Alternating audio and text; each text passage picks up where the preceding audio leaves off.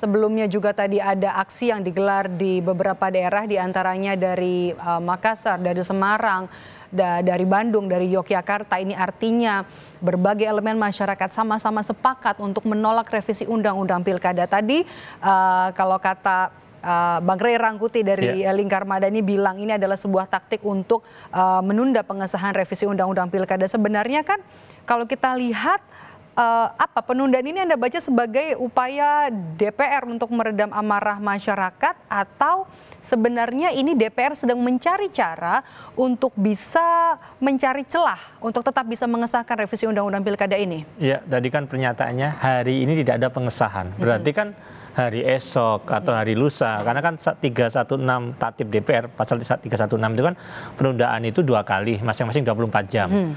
Artinya masih ada ruang. Harusnya pernyataannya bukan begitu. Harusnya pernyataannya adalah hari ini dan seterusnya kami nggak akan mengesahkan RUU ini. Kenapa? Bersayap kalimatnya. Karena jelas bahwa hari ini dan hari berikutnya pasti publik, masyarakat sudah tidak mengendaki produk legislasi yang jelas-jelas bertentangan dengan putusan MK, dan sesungguhnya bukan lagi putusan MK, bertentangan dengan konstitusi.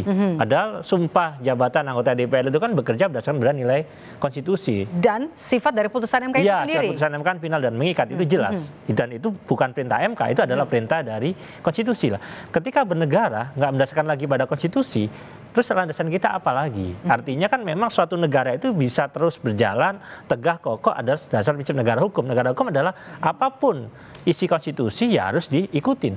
Ketika putusan MK sekalipun sudah memutus, ya itu sudah final dan mengikat, harus diikutin. Maka menurut saya pernyataannya harusnya dengan melihat koreksi publik yang sudah sedemikian besar, tadi semua kelompok masyarakat, lintas elemen semua menyatakan penolakannya, harusnya adalah DPR ya sebagai kepanjangan tangan publik yang mencerminkan kehendak publik bukan kehendak elit, harusnya mengatakan bahwa dengan melihat situasi ini agar kemudian semua segera bisa mengakhiri ini untuk kemudian beraktivitas secara normal kembali, kami menyatakan dalam paripurna DPR atau dalam suatu keputusan pimpinan DPR bersama-sama tidak akan melanjutkan pembahasan RUU perubahan Undang-Undang Pilkada. Saya pikir harusnya nggak bersayap tapi lebih tegas begitu. Oke.